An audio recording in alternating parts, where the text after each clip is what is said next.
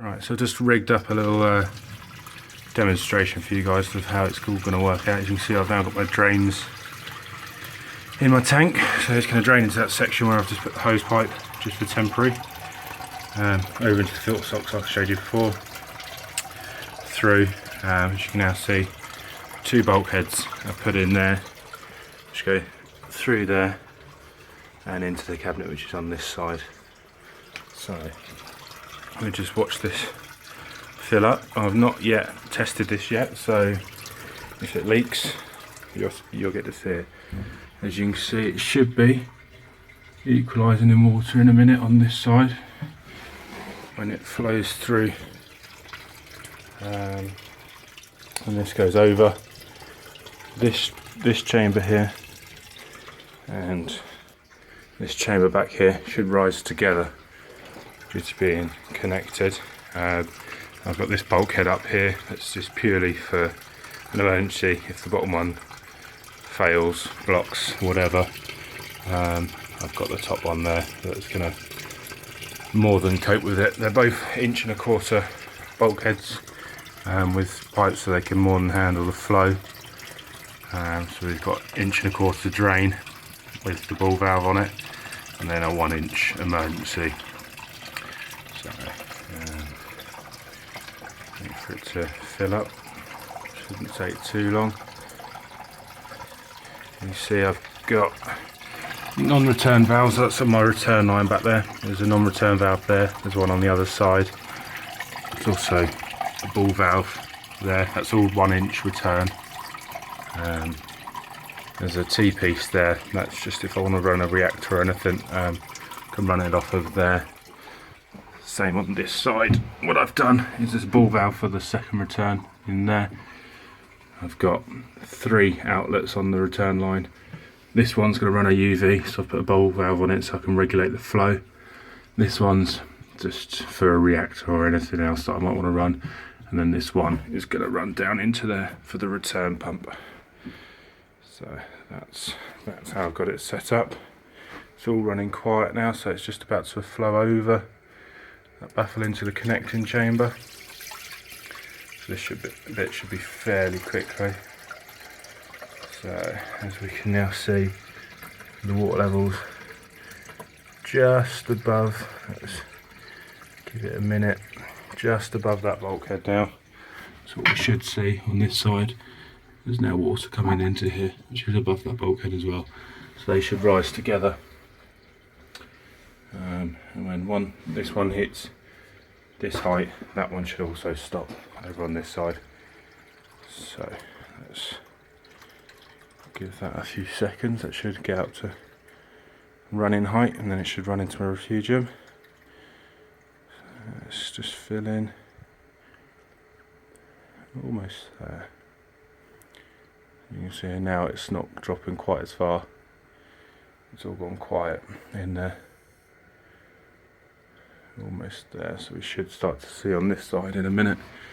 You see the water level coming up. So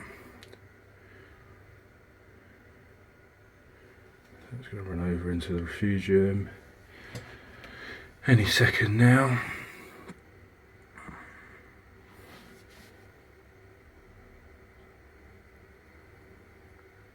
There it goes over into the refugium section.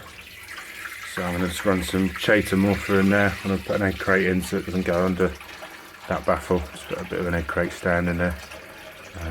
There will be a little light sat on top, and it will need to go clean out, but this is just a fresh water test just to make sure everything is how it should be. So we can see there's no watermarks down there at all, which is always a good sign.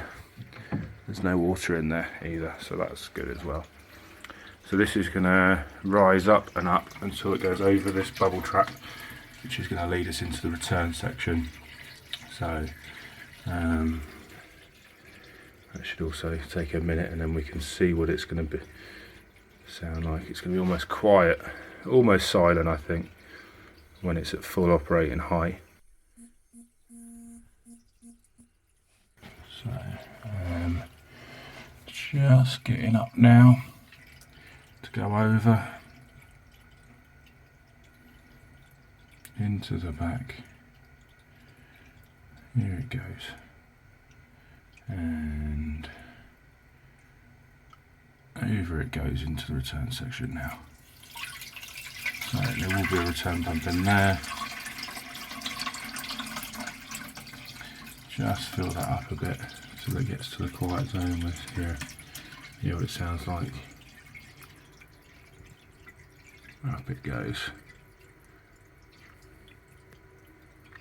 And full operating is probably going to be a bit higher than that, but about there. Right, so that's it all up and running. It's gone a bit higher than the baffle now because I had to run and shut the hose off. As you can see, that's how it's going to work. And for my first plumbing attempt on a tank, we've got no leaks, so that's always good. I've only just plumbed the return line. I'll take you around the back of that. So this is my return line around the back, as you can see. So it's going into the tank here. So actually we'll start from down here where it's coming out. It's going to come out this one. I'm going to run a 7,000 litre per hour return pump.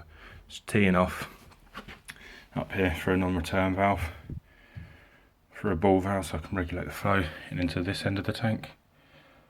And then off the other side of the tee, it's coming off. One outlet for the manifold, two outlets, so reactor, UV. It's coming across. Just put these standoffs, but I put a bit of foam in there just to avoid any vibration noise, as it is in my living room, so we don't want any of that. Third tee off of the manifold unit, so that can be for anything else, another reactor or anything I see fit. Another non-return valve for this line, so shouldn't get any back pressure at all. Another ball valve to regulate the flow into this return line, so we've got full control over all the water. And then this is how it's coming in, so we can, there's the weir, there's one of them. I can remove that, that's not on, so I can just adjust the angle that that's coming in at, and also smooth the spirit level. Also this one's the same, just adjust it to whatever angle I see fit at the time. So that's it, that's how I've overcome the fact that my cabinet's got too small. My tank cabinet's two small separate cabinets, but it's certainly got a big enough sump in it now to more than take care of this area. And there's plenty of room in each chamber to run everything that I need to run. Alright, I hope you guys like this. I will bring some more videos as I continue my build on this project. The next thing I'm going to be doing is waiting for the return pump to turn up, and then be doing a full freshwater test on the whole system, and hopefully there's no leaks on the return line either. If it goes as well as the sumps did, we should be fine. Alright, I hope you guys like this, and see you again.